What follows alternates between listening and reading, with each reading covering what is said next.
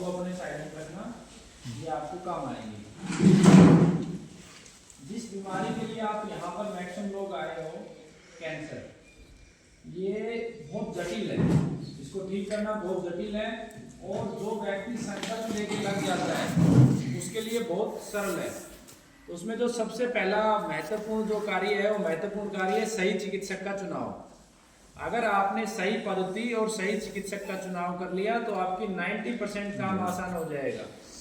तो चिकित्सक का जब भी चुनाव करेंगे तो पहला जो प्रमाण है ये देखेंगे कि जहां भी कैंसर की चिकित्सा ले उसके पास अनुभव हो, पेशेंट को देखने का अनुभव हो, उस व्यक्ति ने पेशेंट ठीक किए हो उसके प्रमाण हो, 100, 200, 400, 500 पेशेंट उसने ठीक किए हुए जो आज भी जिंदा हो, तो वो अच्छे से वेरीफाई करके तब आप दवा शुरू करें, ठीक है। क्योंकि आज आप यहाँ गुरुकुल में आए हो, तो राजीव दीक्षित जी का गुरुकुल है ये, राजीव दीक्षित गुरुकुल। तो सबसे पहले आपको यहाँ आए हो तो यहाँ के प्रमाण लेने चाहिए कि पेशेंट ठीक हुए, उसके क्या प्रमाण है। तो पहला प्रमाण तो ये आपको 4 चैनल देंगे, उस पर करीब 1500 लोगों के इंटरव्यू है, ठीक है। दूसरा प्रमाण आपको एक पुस्तक मिलेगी PDF, जिसमें घर पे कैसे ठीक करना वो भी है, घर पे भी आप दवा बना के ले सकते हो, और उसमें 500 से ज़्यादा रोगियों की डिटेल्स है एड्रेस के साथ। तीसरा यहाँ का प्रमाण है, जितना हमारे पास स्पेस है उसके अनुसार अलग अलग क्षेत्र के जो पेशेंट ठीक हुए उनके पोस्टर्स हैं, ठीक है। जिन लोगों ने अनुमति दी है उनके मोबाइल नंबर भी हैं, ठीक है, तो आप बात भी कर सकते हो। उसके अलावा जैसे आप जिस क्षेत्र के हैं तो आप जब मुझे बताएंगे आपको, तो उस क्षेत्र का अगर मेरी नज़र में कोई पेशेंट ठीक हुआ होगा तो मैं उसके नंबर भी दूंगा आपको। तो सबसे पहले इस समय हमारे देश में सबसे ज़्यादा झूठ चल रहा है बीमारियों के नाम पे, और लूट चल रही है।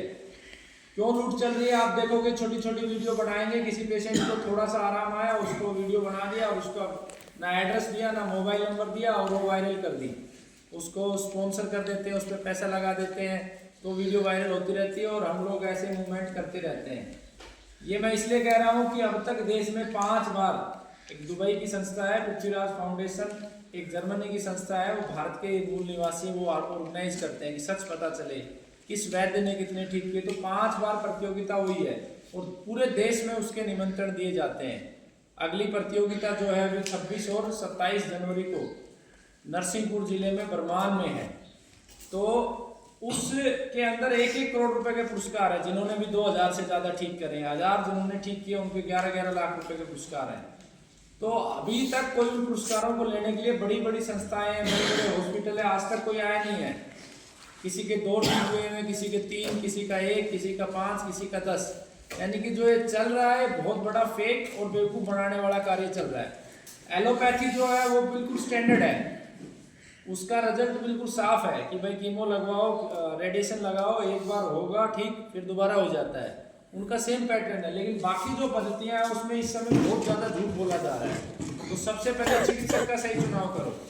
जब आप चिकित्सक का चुनाव सही कर लेते हो, जैसे आप यहाँ आ गए, तो उसके बाद क्या है कि जहाँ आप आ गए वह निष्ठापूर्वक जैसा बोला जाए एज इट इज करो, उसमें फिर किंतु परंतु मत करो, एक भी पॉइंट आपको छोड़ना नहीं है।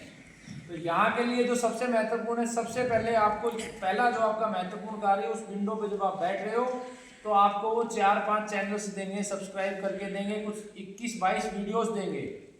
पहला कार्य उन सारी वीडियोस को सुनना है, सुन के आपको उन वीडियोस के नोट्स बनाने कॉपी पे, जैसे बच्चा एग्जाम के लिए नोट्स बनाता है ऐसे नोट्स।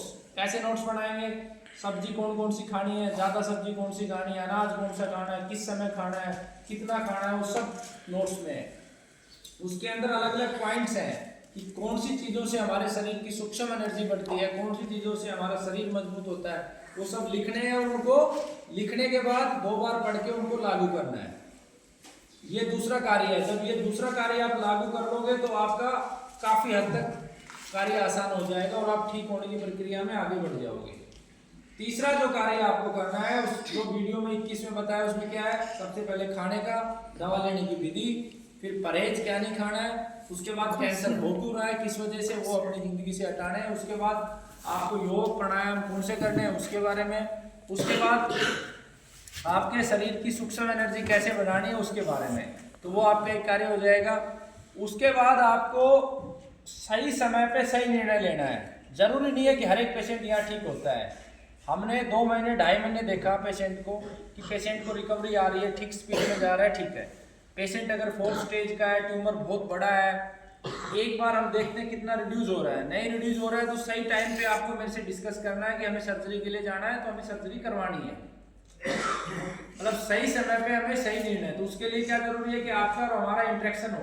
बहुत सारे पेशेंट ऐसे होते हैं जो एक बार दवा ले जाएंगे फिर 8-8 महीने तक जो है आएंगे ही नहीं, ऑनलाइन मंगवाते रहते हैं। कभी इमरजेंसी है तो ऑनलाइन आप मंगवा लो, लेकिन आफ्टर हमारा एटलीस्ट 2 या 3 महीने में एक बार इंटरेक्शन जरूर हो। इंटरेक्शन का मतलब है या तो पेशेंट आए, पेशेंट नहीं तो पेशेंट के परिवार से कोई आए, तो उससे बहुत आसान हो जाता है। जिन पेशेंटों को कीमो रेडिएशन चल रहे हैं, मेरे से डिस्कस किए बगैर आपे बंद नहीं करना है। बहुत सारे पेशेंट क्या सोचते हैं कि मान लो 4 कीमो लगवाए फिर हमारे यहाँ आ गए और फिर तुरंत बंद कर देते हैं। नहीं, पेशेंट की पोजीशन हम देखेंगे, डिस्कस करेंगे कि क्या आप 2-3 कीमो जो हो रहे हैं वो लगवाने हैं या बंद करने हैं, तो वो आप मेरे से डिस्कस करके ही बंद करेंगे, ठीक है।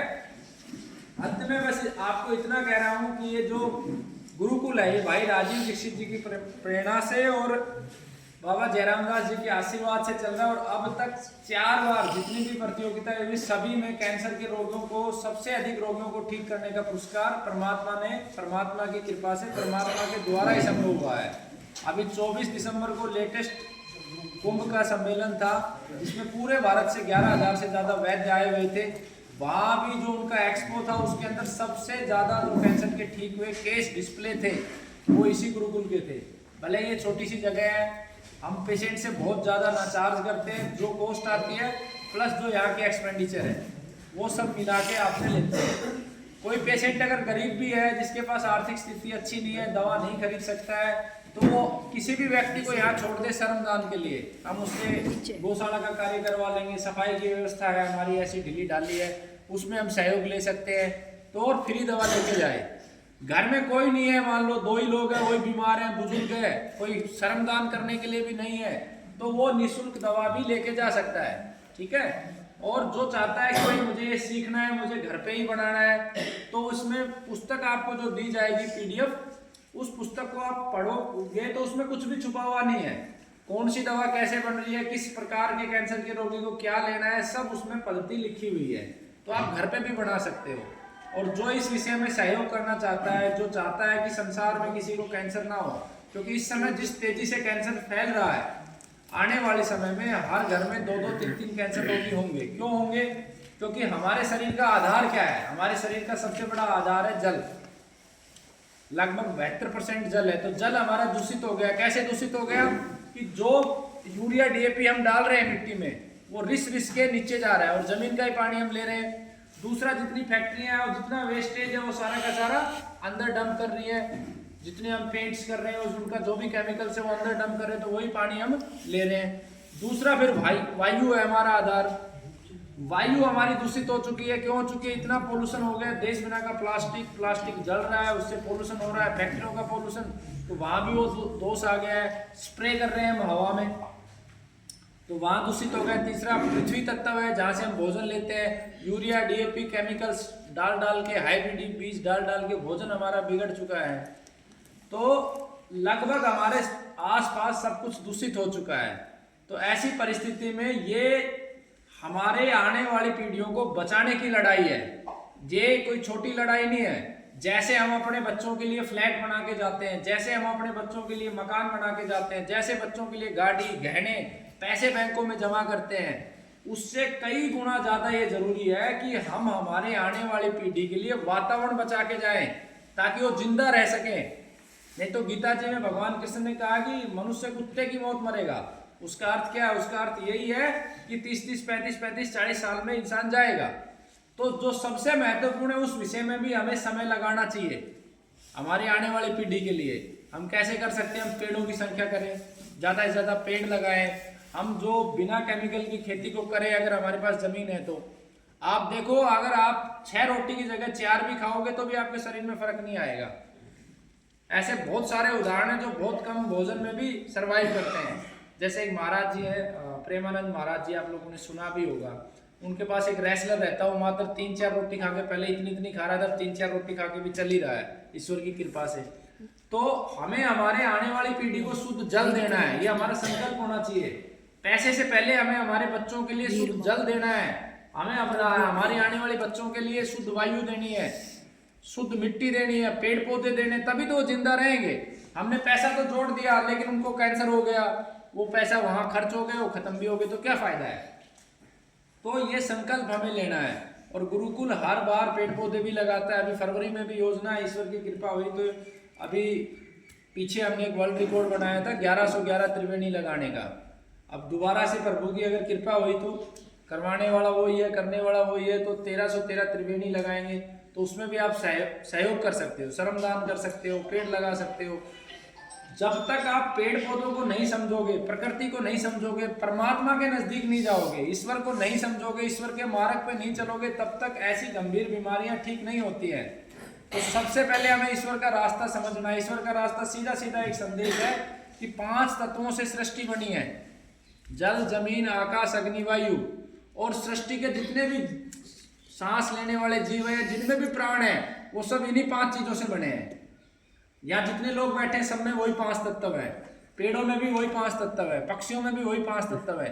तो हमें इन 5 तत्वों से बने हुए सभी जीव की रक्षा भी करनी है और इन 5 तत्वों को भी बचाना है। तो ये सबसे बड़ा धर्म का मार्ग है। रोजाना 10 से 20 मिनट, कम से कम 20 मिनट आप अवश्य ध्यान लगाएं। जो भी आपका इष्ट है, जरूरी नहीं है कि आप कोई स्पेसिफिक, आपको जिसमें भी आपकी आस्था है, आपको अपने पूर्वजों को याद करो 20 मिनट, उनसे प्रार्थना करो कि हमें ठीक करे, दूसरों के लिए प्रार्थना करो कि सब ठीक हो। रोजाना अपने हाथ से कुछ चींटियों को दाना डालो, पक्षियों को दाना डालो, पेड़ों में पानी डालो, सब पुस्तक में लिखा हुआ है। और ये मेरा अनुभव है, अब तक लगभग 44,000 पेशेंट देख चुका, उसका अनुभव है कि जिस भी पेशेंट ने इस रास्ते को अपनाया है वो हमेशा सुखद रहा है। और ऐसे ऐसे पेशेंट जिनके 27 किलो वजन था वो आज भी ठीक है। डॉक्टरों ने जवाब दे दिया था 27 किलो वजन था और आज 72 किलो वजन है और 20-20 एकड़ की खेती कर रहे हैं। ऐसे ऐसे पेशेंट जिनको 60 लाख रुपए बोले थे सर्जरी के लिए, पहली सर्जरी फेल हो गई थी, फिर दूसरी सर्जरी होनी थी उनकी, वो भी आज इस रास्ते पे चल के बिना सर्जरी के ठीक हैं।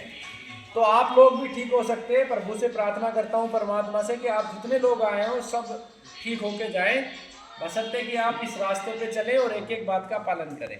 ठीक है जी, बहुत बहुत धन्यवाद।